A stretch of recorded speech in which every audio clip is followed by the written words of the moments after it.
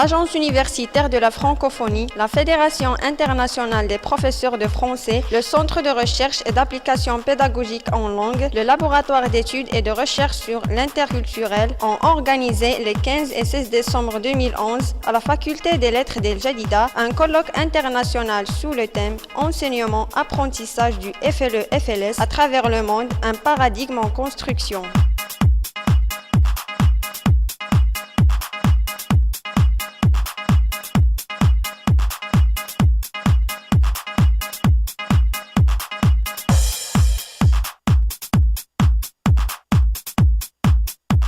Le projet de CECA, j'ai été l'initiateur, je dirais, de ce projet. J'ai été un peu à l'origine de l'idée de CECA, puis j'ai contribué ensuite au conseil scientifique auquel j'appartiens. J'ai aidé à trouver des partenaires et puis maintenant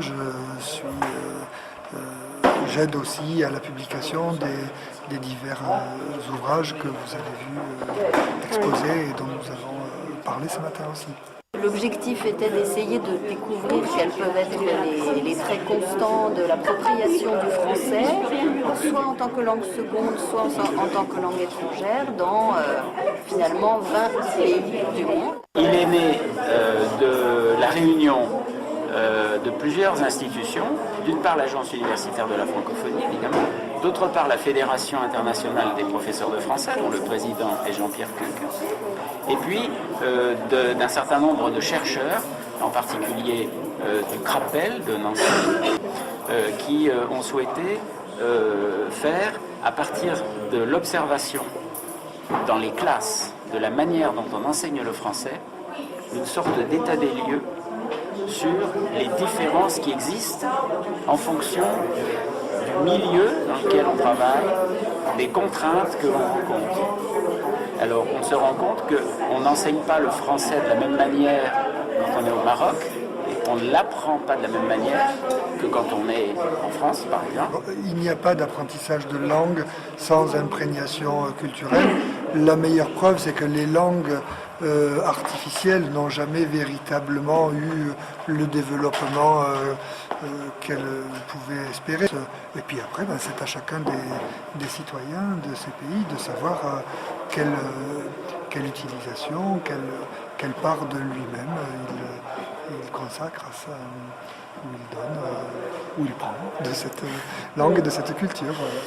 Aujourd'hui, on ne peut plus faire de travail de recherche et de didactique des langues si on ne prend pas en compte les contextes, c'est-à-dire les façons particulières d'apprendre les langues dans une société, dans un pays, dans une institution, et en relation avec la culture dans laquelle ce pays fonctionne. Ma recherche, c'est de trouver les vraies difficultés des étudiants chinois en France et à essayer de résoudre ces difficultés. Les moyens, je fais des entretiens avec des étudiants, je pose des questions, ils répondent et après j'interprète selon leur sens.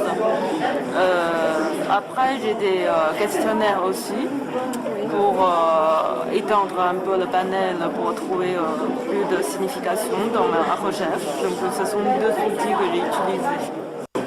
Le colloque s'est pour moi vraiment très très bien passé. Personnellement, je suis intervenue pour tout ce qui était gestion des propositions de communication, relation avec les participants. Et localement, c'est Mabrour, Monsieur Mabrour qui a œuvré. Et je pense que l'association de tous ces talents a vraiment donné un colloque très très intéressant. Nos collègues ont été très professionnels. Ils ont bien répondu à notre demande, ils ont respecté les temps qui étaient assez courts.